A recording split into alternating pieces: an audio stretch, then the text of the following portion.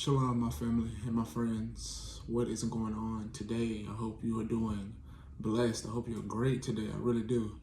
And we have a good one today. We'll be doing Genesis 30 and 31 today. Genesis 30 and 31 today. And I hope you like this study. Like, share, and subscribe, that others may hear Yah's word. And I pray you're blessed by it.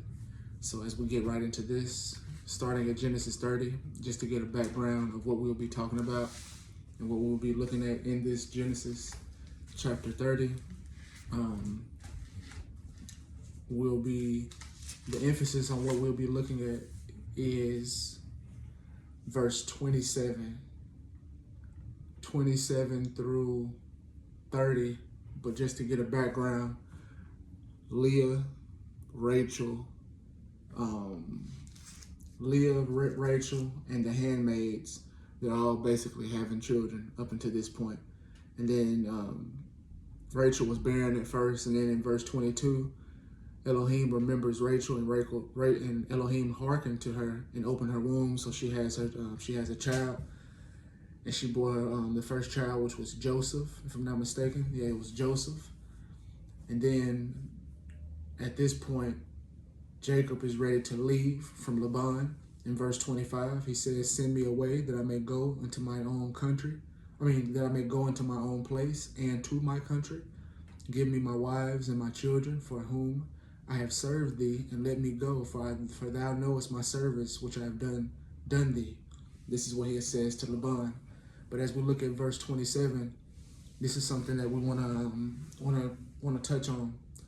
In verse 27 in Genesis 30, it says, "And Laban said unto him, I pray thee, if I have found favor in thine eyes, tarry, for I have learned by experience that Yahuwah hath blessed me for thy sake." So Laban says, "I pray thee, for if I have found favor in your eyes, tarry or remain here, for I have learned by experience that Yah has blessed me for thy sake," or for your sake. So this is what Laban says to Jacob. He notices and he sees how Yah has blessed him because of Jacob's sake. And this kind of goes back to Genesis chapter 22, a promise that the father ends up telling Abraham. In Genesis 22, verse 17 and 18, it says, that in blessing I will bless thee, and in multiplying I will multiply thy seed as the stars of heaven, and as the sand which is upon the seashore. And thy seed shall possess the gate of his enemies, and in thy seed shall all the nations of the earth be blessed, because thou hast obeyed my voice. So this is what he tells Abraham. He says his seed, thy seed shall possess the gate of his enemies, and in thy seed shall all the nations of the earth be blessed. And we know Abraham, Isaac, and Jacob. Jacob is right here. He is a blessing because Laban is blessed because of Jacob's presence. And this is how it should be with us. We should be a blessing to those around us. We should be light, as the scripture says. We should be light, and let our light so shine among men that they may see our good works, that they may glorify Yahuwah, our Father in heaven. Okay? Also, as it says in the book of Galatians chapter 6. Galatians chapter 6. Galatians chapter 6. The word of our Father says in Galatians chapter 6, verse 10, "As we have therefore opportunity, let us do good unto all men, especially unto them who are of the household of faith." So as we have opportunity, let us do good to all men, especially those who are of the household of faith. So we should especially look out for those who are of the faith, who are of Yah's people, Yah's assembly, Yah's children, because we all belong to Yah by creation, because we are all created by him. He says, all souls are mine, saith Yahuwah. And he also says, the deceived and the deceiver are mine. So everybody is his by creation, but everybody is not his by redemption. Okay? Everybody has not accepted his son as their Adonai, or as their Lord and their Savior, meaning Lord and Savior, Master, that he has rule over that man or that woman's life. He can dictate how that man or that woman lives their life. That's what it means to call Yeshua our Master or our Adon, Adonai, Lord. As he said in Luke chapter 6, verse 46, why call me Adonai, Adonai, and do not the things which I say. That's what it means to be or belong to him or to accept him as that.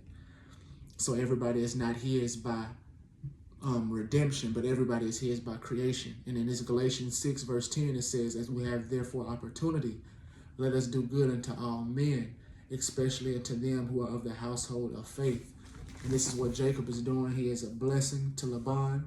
And Laban says, I have learned by experience in Genesis 30, verse 27, that Yahuwah hath blessed me for thy sake. Yah has blessed me for your sake. And this is exactly how we should be. So this means that we have to be diligent in our own lives. And by us being diligent in our lives, by us walking in Yah's ways, we will be a blessing to all those around us. And we definitely should be diligent in our lives. Everything we do, as Solomon said in Ecclesiastes, whatever my hand finds to do, or whatever your hand finds to do, do it with all your might. We should definitely be diligent men and diligent women by the Father's grace and by his power working in us. But I want to look at this verse in 2 Chronicles chapter 31, verse 20 and 21. 2 Chronicles chapter 31, verse 20 and 21. This is speaking of Hezekiah. It says, and thus did Hezekiah throughout all Judah, and wrought that which was good and right and truth before Yahuwah, his Elohim, and in every work that he began in the service of the house of Elohim, and in the law, and in the commandments, to seek his Elohim, he did it with all his heart and prospered. He did it with all his heart, therefore he prospered. When he was seeking the Father, in the Father's ways, and he was seeking him, he did everything, it says, in every work that he began in the service of the house of Elohim. He did it with all his heart. He did it with all his heart, and that's how we should be. We should do everything that we do with all our heart, and with all our soul, and with all our strength, loving him with all our heart, mind, soul, and strength, as this is the great commandment, which is mentioned in the book of Deuteronomy and also in the book of Matthew 22. Okay, this is why Hezekiah prospered, and that's how we can prosper. And when we're walking in this way, aligned with the Father, we are a blessing to all around us. We are a blessing to them, and our light shines, and they can be blessed by being around us. It's the same as Joseph. I don't want to go too deep into that because we'll get there at one point by Yah's grace, but that is the same as Joseph. Joseph was a blessing as well. So we see that we can be a blessing by doing good to all men. We can be a blessing by being diligent to Yah and just being aligned with him. He will cause us to be a blessing because it is written, all right, as Jacob was a blessing to Laban. I'll say it again in verse 27. He says, for I have learned by experience that Yahuwah hath blessed me for thy sake. Verse 28, and he said, appoint me now thy wages, appoint me thy wages, and I will give it. And he said unto him, thou knowest how I have served thee, and how thy cattle was with me, for it was little which thou had before I came, and it has now increased unto a multitude. And Yah hath blessed thee since my coming, and now when shall I provide for my own house also? So that's what Jacob ends up saying. And then if we go on further in this story, verse 31, it says, and he said, what shall I give thee? And Jacob said, thou shalt not give me anything. If thou will do this thing for me, I will again feed and keep thy sheep.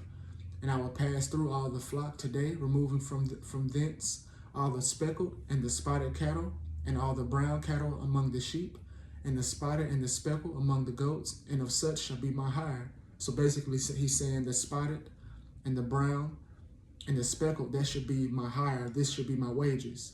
In verse 33, he says, so shall my righteousness answer for me in time to come, when it shall come for my hire before your face.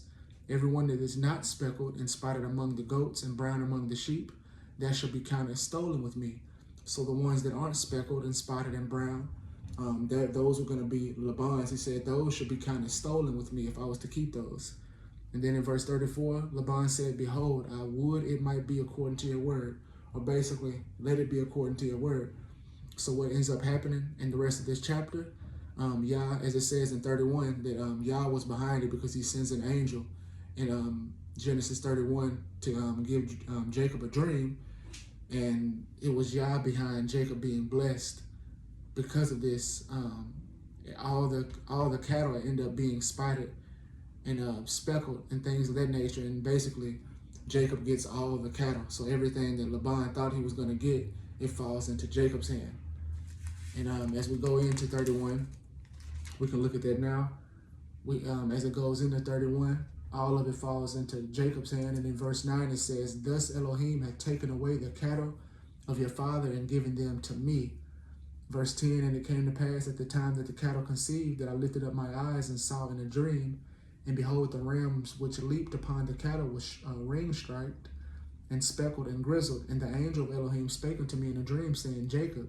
And I said, Here am I. And he said, Lift up now thine eyes and see. All the rams which leap upon the cattle are ring-striped, speckled, and grizzled. For I have seen all that Laban doeth unto thee." So right here, we see that the father sees all that Laban was doing to him. So he repays Jacob and he repays Laban for his ill doings because he kept changing Jacob's wages many a times. And if I'm not mistaken, it may be written in the law of Yah about this in Leviticus chapter 19, verse 12, starting at verse 12. And you should not swear, starting in verse 13, in Leviticus 19, "Thou shalt not defraud thy neighbor, neither rob him. The wages of him that is hired shall not abide with thee all night until the morning." But the wages that was not supposed to abide with Laban was there 20 years. He kept changing Jacob's wages.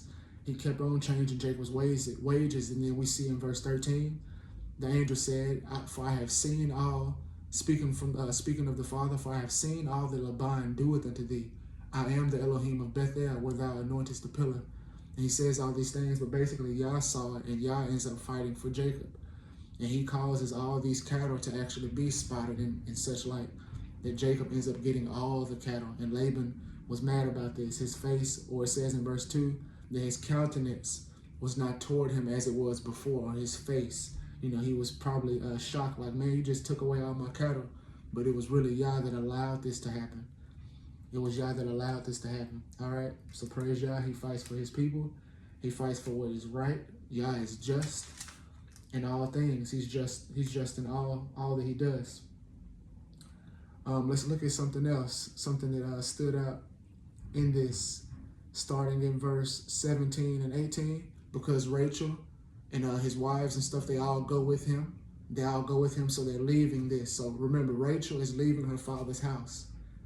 Remember in Genesis 12, Yah comes to Abraham and he tells him to leave all his things, leave your country, leave your kindred, leave your father's house and these things. So Rachel is leaving her father's house. She's leaving all these things and she's going with Jacob. But something interesting happens. In verse 31 in Genesis 31, it says, "Then Jacob rose up and set his sons and his wives upon camels, and he carried away all his cattle and all his goods which he had gotten, and the cattle of his getting which he had gotten in Padanaram, for to go to Isaac his father in the land of Canaan. And Laban went to shear his sheep, and Rachel had stolen the images that were her father's." So Rachel stole the images that was her father's, and Laban goes after them, and he's mad. And Yah sees him in verse 24 and says, "Take heed that you do not speak to Jacob either good or bad." Is what Yah warns Laban. Don't speak to Jacob either good or bad.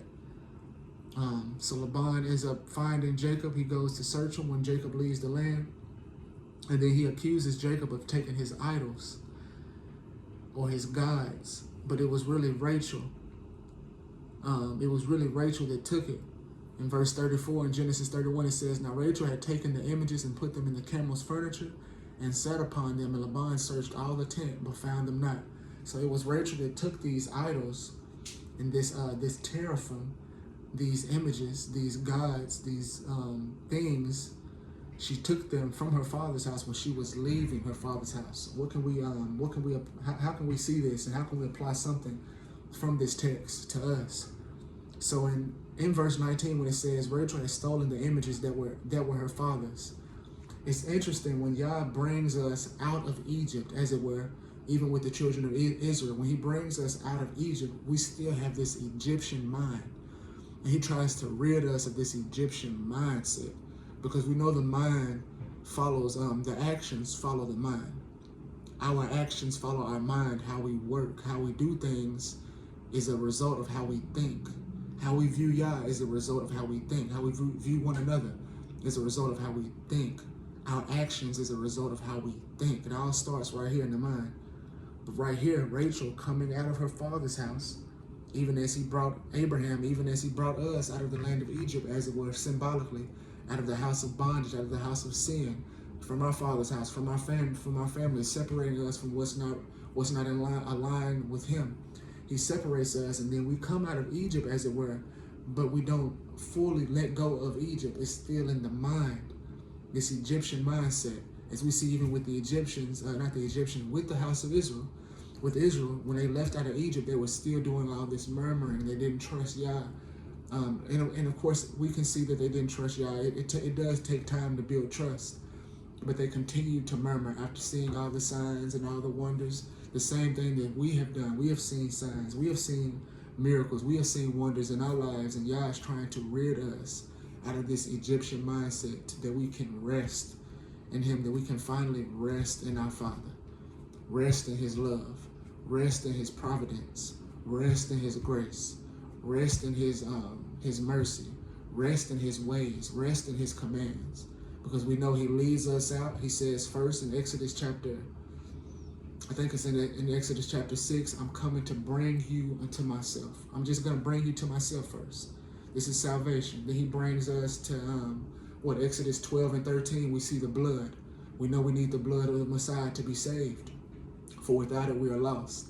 So we see he calls us to himself. Exodus 6, I'm bringing you unto myself. I've bore you on eagle's wings. Then we know the blood comes in Exodus 12 and 13. Then Exodus 13 and 14, we see that he leads us by the pillar of cloud by day, the cloud by day and the fire by night. So the leading of his presence, his spirit. And then we see when it gets to Exodus 20, he then gives the law. Or he starts to give the Torah. And this is exactly how it is in our life. It's justification, the blood. Then it leads to sanctification, the walking in his ways. Exodus 6, calling us to himself. Exodus 12 and 13, the blood. Exodus 16 through 20, the law. That's exactly our life.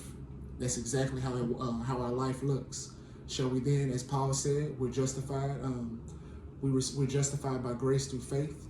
And as he says, we're freely justified by faith in the redemption that is in the Messiah, Yeshua. And then he goes again in Romans chapter 3, verse 31, he says, shall we then make void the law through faith? Elohim forbid. Yea, we establish the law. We uphold the law. How much more shall we uphold the law that Yeshua died for us? How much more shall we uphold the law that Yeshua died for those things which we have committed? He upheld the law, and if we're going to follow him, we should do the same. As he said, those who walk, if he abides in us, if we abide in him, we ought to walk even as he walked. In 1 John chapter 2, verse 6. So that justification leads directly into sanctification, which is walking in his ways. And we see that with the children of Israel. But the problem was getting Egypt out of the heart and getting Egypt out of the mind. And we're just bringing that to light as we see Rachel coming out of her father's house. Rachel stole the images that were her father's. She still wanted something in Egypt. She still wanted something that was in Egypt. And Yah is trying to rid his people of this Egyptian mind state, this Egyptian mind, this Egyptian heart. As we know, this has been the root of the matter the whole time, is the heart of the people. In the book of Proverbs, he says, my son, give me your heart and let your eyes observe my ways. He says that in Proverbs 23. So we can even see this in the text, that she took her idols with her. She took her father's idols with her. Okay? As we apply that to ourselves, that we shouldn't take the idols with us. When we come out of Egypt, we need to come fully out. Fully out. We need to examine ourselves, examine our own hearts. Okay? So we don't take anything from Egypt with us from the old life.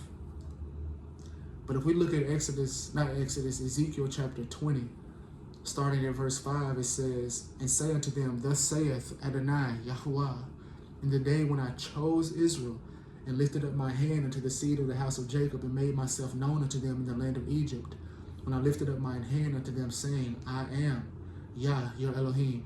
In the day that I lifted up my hand unto them to bring them forth out of the land of Egypt, into the land that I espied for them, flowing with milk and honey, which is the glory of all the lands.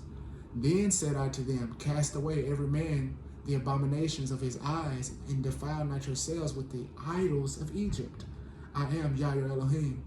So you see that he says that when he chose Israel, lifted up his hand to the seed of Jacob and said, I am Yahuwah, your Elohim, I'm yours. I'm yours, you're mine. And when he brought us out of that land, he then says in verse 7, that's when he said, "Cast every man away from him his abominations of his eyes, and defile not yourselves with the idols of Egypt." And we see that Rachel in Genesis 31, she was defiling herself with her father's idols. She still has something in her heart for the idols of her father's house. And we should examine ourselves. If we still have something in our heart from the old life, we should cast it away. We should cast it away, or we're going to be drugged down by it. As it says in Hebrews 12, because it's nothing but a weight, and a dead weight. The past is a dead weight. We need to let all of it go. Hebrews 12 verse 1, it says, "Wherefore, seeing we are encompassed about with so great a cloud of witnesses, let us lay aside every weight and the sin which doeth so easily beset us, and let us run with patience the race that is set before us, looking unto Yeshua, the author and finisher of our faith, who for the joy that was set before him endured the cross, despising the shame, and is set down at the right hand of the throne of Elohim." So we praise Yah for that. We praise Yah. Let us lay aside every weight and the sin which so easily besets us, that idol which so easily besets us. And then let's look at Acts chapter 7 before we close off. Because before Stephen was stoned, he said the same thing. And he said something about Egypt, but let's look at what he said about Egypt. In Acts chapter 7, starting in verse 37, it says, "This is that Moses was said unto the children of Israel, A prophet shall Yahuwah your Elohim raise up unto you of your brethren like unto me. Him shall ye hear. This is he that was in the church in the wilderness, with the angel which spake to him in the Mount Sinai, and with our fathers who received the lively oracles to give unto us, to whom our fathers would not obey, but thrust him from them, and in their hearts turned back again into Egypt." So Stephen said that the people turned back to Egypt in their hearts. We know the heart is synonymous with the mind in the scriptures. The heart and the mind are synonymous. Genesis 6 verse 5. A lot of times in the scriptures, but it says right here that they turn in their hearts, they turn back to Egypt. And that's what we can do if we don't be careful, if we don't examine ourselves, if we don't surrender fully and completely to Yah, his leading and his ways. We will still have some of this Egyptian. We will be Egyptian Israelites. We will be the house of Egypt and Israel, when Yah wants us to be the house of Yisrael, those who overcome, those who wrestle with Yah. He wants us to be the house of Israel, and that completely, not the house of Egypt and Israel. So we need to check our hearts. We need to check our minds and see if we are surrendered to him, and if there is anything of the old life lingering within us. As we saw in Genesis 31, Rachel, she brought that idol from her father's house because it was still within her heart, even though she had left his house and she was going on with Jacob, as it were. She was going on with Israel. We know that Jacob's name was changed to Yisrael. She was going on with Jacob, but she still had this thing from her father's house that she wanted to bring with her. Okay, so we need to examine ourselves to see if we be in the faith. We need to examine ourselves to see if there's anything within our hearts. These things that will make Yah jealous, because we know he's a jealous Elohim. He wants all our devotion. He wants all our mind. He wants all of us, that he may save us completely, that we may be in perfect alignment with him. And I pray this study blessed you. I pray you have a wonderful rest of your day. Shalom Aleichem.